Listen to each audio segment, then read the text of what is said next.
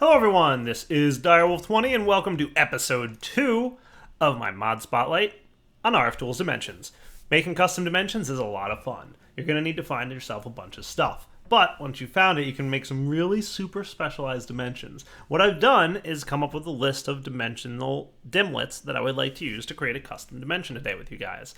Before we get started, I want to correct one little thing I said last episode, is that some dimlets aren't craftable in the dimlet workbench. That's correct, but I forgot to mention that you can also craft them with a regular crafting table. So for example, the single biome controller dimlet, you can make that in a vanilla crafting table using some redstone and a dimlet template. Just got to get yourself some dimensional shards first. So there might be a few types of dimlets that aren't craftable, but most of them should be one way or another. So for now, let's talk about using dimlets to create custom dimensions so that we can have dimensions that behave exactly the way we want them to. So last episode, we flipped through the book and took a look at all the different types of dimlets that exist. I've gone through and picked a few that I think would make a pretty interesting dimension. There's one attribute of dimension creating that you guys should know, and that is how we can use some dimlets to modify others. So remember, we saw that there were material dimlets, and there were world type dimlets, and then there were feature dimlets. Well, it's noted that if a material dimlet is placed before a terrain dimlet, it will create a world made out of that material. And if it's inserted before a feature dimlet, it will make a feature out of that material. So let's see what we mean. Let's go ahead and get a dimension tab and pop it in here, and we will call this custom 1, and let's figure out what we should make. So first off, I want to make it a biome, a plains biome. So let's go ahead and make it biome dimlet plains right before a biome controller single. What this should specify is that we're going to create a world that only has one type of biome, and that is a plains biome. The next thing we're going to add are some lakes, and I want to specify what should be in those lakes. We've got a warning. Lakes is possibly useless as it does not work on all terrains. Okay, good to know. That's fine. Don't worry about it. We'll get there. I want to make lakes made out of milk. How's that sound? Cool? All right. Now, notice that doing that adds to the tick cost and the maintenance cost and the create cost. Maintain cost is increased by 3,000 RF per tick just for adding milk. If I want to eat something else like fruit juice from forestry, that adds 10,000 RF a tick. So some really rare materials are going to significantly increase your RF per tick cost. If you want to get diamond ore terrain, that would probably be pretty expensive.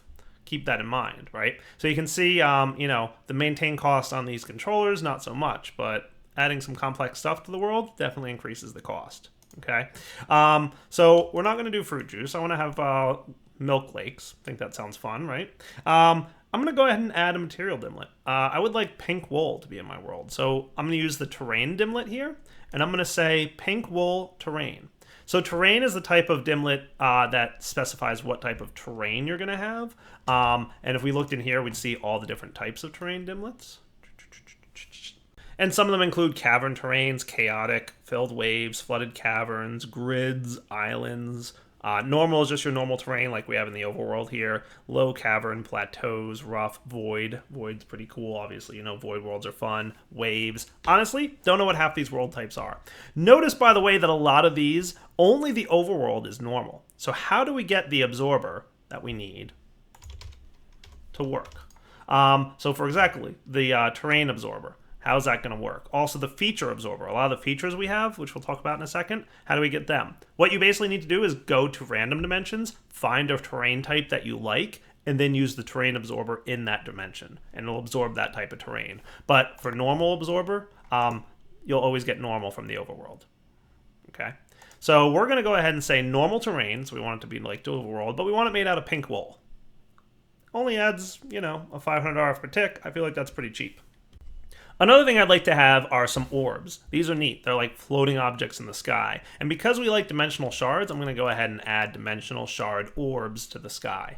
That adds 10,000 RF per tick to the maintenance cost. So this is rapidly becoming an expensive dimension. I'd also like to add Obsidian Tendrils.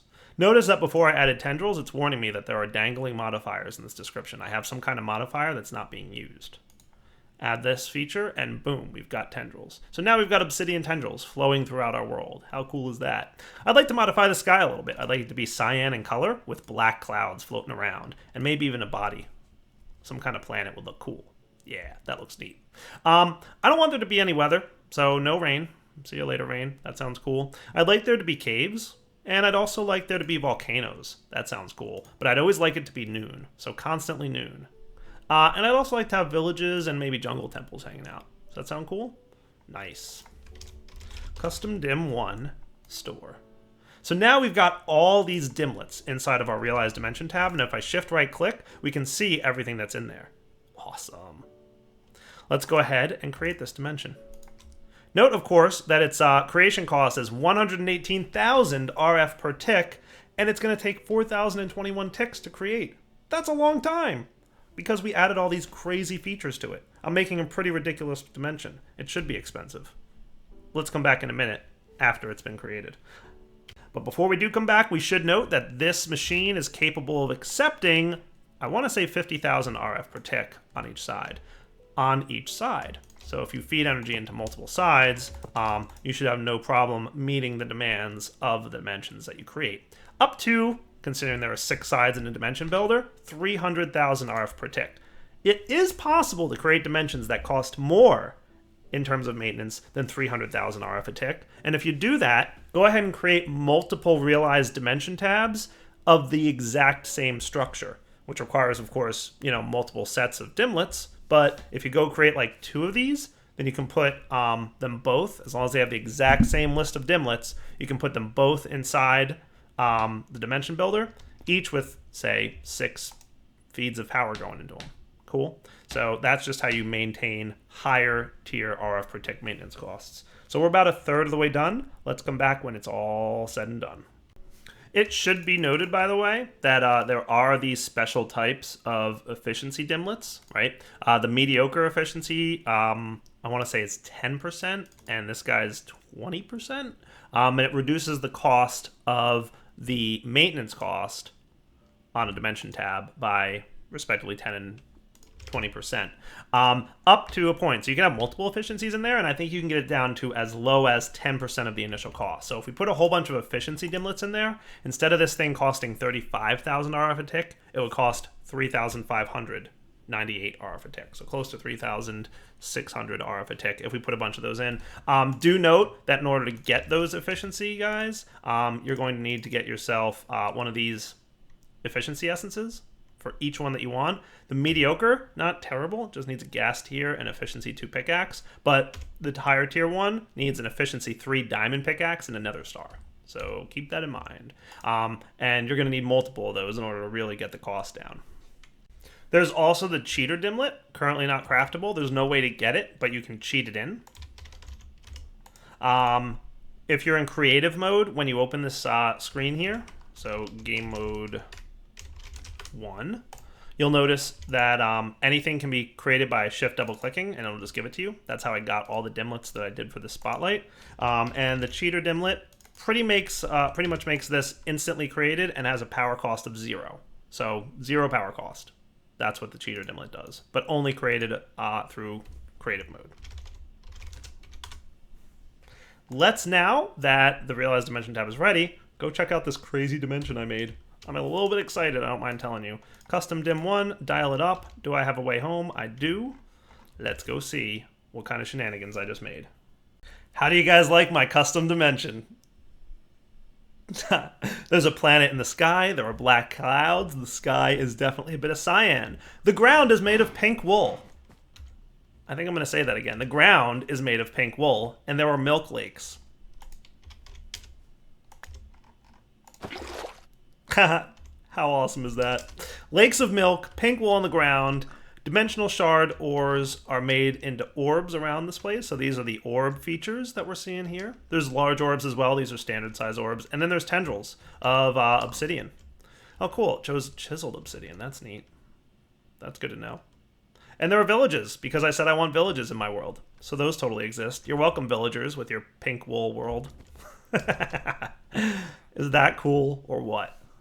So as you can see, there really is no limit to what you can do with RFTools dimensions. So remember I told you guys you need power to maintain these dimensions? Well, what happens if the dimension runs out of power? That's a good question, and we're going to find out. You can note here that the power is stored on the Realized Dimension tab, right? So you're aware of that. So let's go see what happens if I happen to be hanging out in a dimension that suddenly runs out of power. Looks like it's pretty rapidly dropping. We're down to less than 10 million RF, and we're dropping pretty quickly. So as we get low on power in a dimension, it's going to start getting a little bit dark. And you're going to start having some debuffs. And things are going to slow down. And the dimension slowly becomes less and less stable until the world collapses and you die. Obviously, the more RF protect the world is using, the faster that's going to happen. Unfortunately, I just died in the world that is super cool and made of pink wool, and I really want to get back there, but I left my dimension tab in that world. That's a problem. So what can we do? First off, we can go ahead and take a look at making a phased field generator, which requires some dimension shards, so make sure you've got some. We're going to charge this up in a charging slot inside one of the capacitors that I've got, and I'm going to bring an advanced charge porter with me so I can teleport home once I do head over there. The other thing to note is remember that you need to chunk load your area that has the power in there. So you can either bring that realized dimension tab to the dimension with you and power it there, or you can leave it back home, just make sure it's chunk loaded because it will draw power, and if the dimension builder is not chunk loaded, it's not going to feed power into the dimension and you're going to be in big trouble. So let's bring our dimension builder with us, and we'll probably even bring some capacitors with us so we're ready to go. The phased field generator is super useful. It's going to phase the field around the player to allow him to exist in an unpowered dimension. Super powerful and good to have. So make sure that if you're in a bad position and you need to get back to a dimension that doesn't have any power in it, you make one of these and bring it with you. Keep it on your hotbar. That's my recommendation to you. Let's teleport over and see what happens. So now we're entering a dimension that has no power. Luckily, around me, there is a little bit of power. Oh good, I've got some stuff. All my stuff's coming back to me. You'll notice that I've got mining fatigue, hunger, and slowness. All kinds of negative effects. Not a good place to be. Trust me when I tell you this. Also notice, what's up with the cows? They don't really seem to be moving. That's a fact. Cows and other entities will not tick in unpowered dimensions. It's a bad place to be. You don't want to be there for too long. And you'll get all these negative effects. Look how quickly my hunger's dropping. Gotta eat. Now, if you happen to get near creatures, they will kind of enter the phase field around you, and they'll come to life. But note that this applies to monsters, for example. So if we spawn a creeper in this world, he's not moving. If I get away from him, he gets kind of stuck in his current state. If I get close to him again, he wakes up a little bit. But look, he's stuck. He's phased out. Pretty neat, right? Now, if I wanted to power this dimension again, it's not too much of a problem. Just make sure to throw down your dimension builder, find custom dimension that we created, and give this thing some power. The world comes back to life. The debuffs start to fade, and creatures are allowed to move again.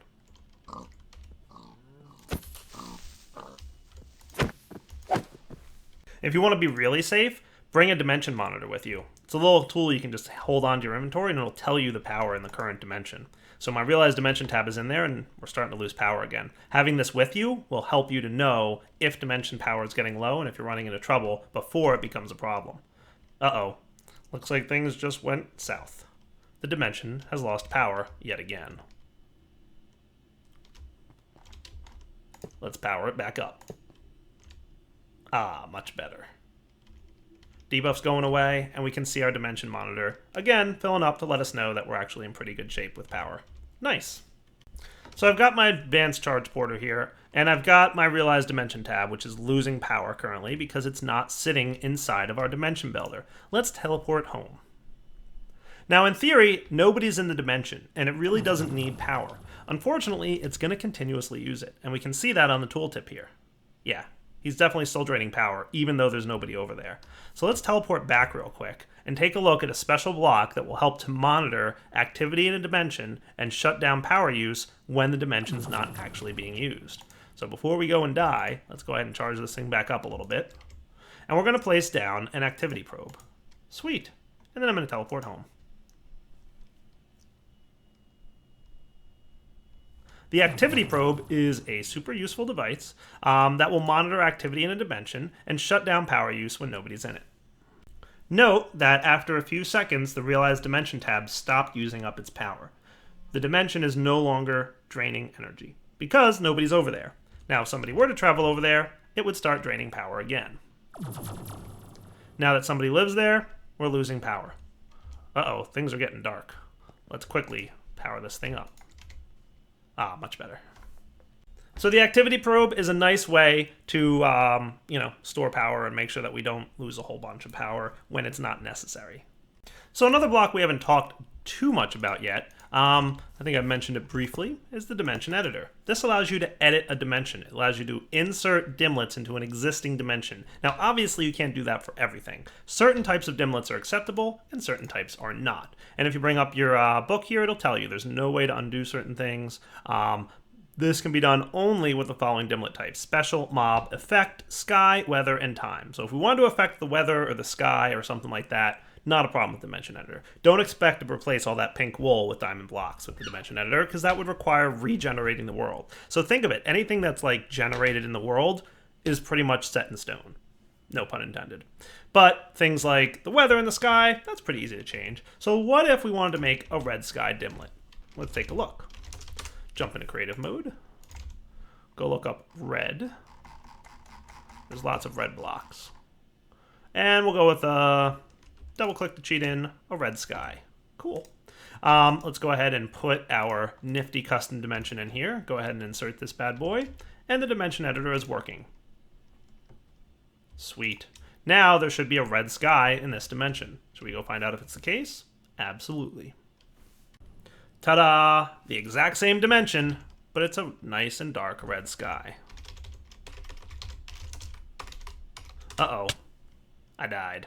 Remember when I said to keep that phased field generator on your hotbar? I wasn't kidding. So guys, just as a reminder, if you want to absorb features, find a dimension that already has that feature, and it'll start absorbing it. Cool? And guys, I think that's pretty much a good wrapping up point on the RFTools Dimensions mod spotlight. We checked out a lot of cool stuff over these 2 episodes. We checked out how to make custom dimensions, how to make totally random ones, how to make completely feature described ones, how to work with dimlets and dimlet crafting. The dimlet crafting workbench is definitely going to be a thing that you're going to be using a lot because it's going to allow you to completely customize what your dimensions look like and what they're made out of, which makes for a lot of fun. You can make some really cool and crazy dimensions. Just keep in mind that the more crazy they are, the more RF per tick they're going to require to maintain. Don't forget about the efficiency dimlets though, because it will help you manage that RF per tick. All right. So for now, Darryl20 signing off. Hope you guys enjoyed the episodes. We'll come back with more mod spotlights in the future. Obviously, we still have RFTools Control to look at, and then there's a lot of other mod spotlights coming up soon as well. So I hope you guys are looking forward to that. For now, take it easy.